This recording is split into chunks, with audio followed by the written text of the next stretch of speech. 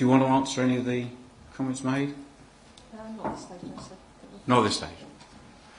Tom Skip, or argue amongst yourselves. Right, okay. Thank you. This is my ward. It's quite amazing, really, when you look back over the period of time that we've been talking about this particular site. As said by Kim Fisher earlier, we've had several pre-application meetings with the developer and the owners of the land. And originally the whole idea was to put a development on that land that was sympathetic to the Greenbelt area and was quite spacious and laid out with roadways leading to isolated small developments, which this council felt reasonably worked well within that Greenbelt area and was sympathetic to that Greenbelt area. There were some modifications that the officers asked the developers to come back with, and some suggestions that members made as well that would mitigate for what was going to happen on that site. Over the subsequent months, all we've seen is a further intensification of what the particular owners of the site are asking the developers to put on the site. The developers being Red Row Homes, the owners being a consortium of people owning the sites on there. And all that's happened, every time we spoke to them, the numbers seem to increase, and the willingness to give anything to the area has decreased. So we've seen, things like, the school parking was part of the original scheme. That's gone.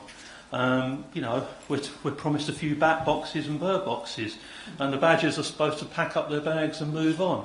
This isn't sensible development in an area of beauty there, which some development could have taken place there in its original form that would have been sympathetic to that area, leaving the trees, leaving the bridleways, leaving everything in place, but on the old plots that were there was going to be some sympathetic development on that site. And that is what this council thought would happen. And that is not what's come forward. All we're being asked now is a massive intensification of 180 plus homes, poor design, gardens backing onto roads, no consideration to the space between the properties. We're talking of 1 metre space in between the properties, lack of car parking on each individual home, so what will then happen is we'll end up with cars parked on the roads. We're all to be served by one access and egress.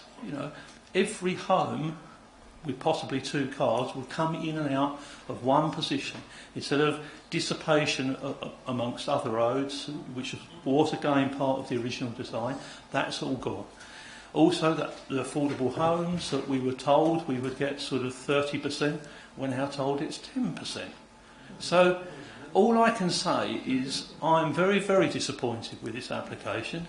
It just stinks of greed from a few people that own the land, and all they're trying to do, as I said earlier on, is intensify the building on that site for as much profit as possible, and then they're going to move away, and to hell with the residents that live in that area. And, as a council, we understand development has to go ahead, but this development is poor in its design and just a generally poor design across the board from one element to the other. So I certainly will not be supporting this, and I've listened to both the developers and I've listened to both the residents. I've given neither of them my opinion, but I now give my opinion, which is I am totally against this. The residents in the area, who I've listened to, are totally against it for a lot of the reasons that I've said, plus others. So I will not be supporting the development, and I will support the motion which is for recommendation, which is for rejection. Thank you. I reserve my right to come back.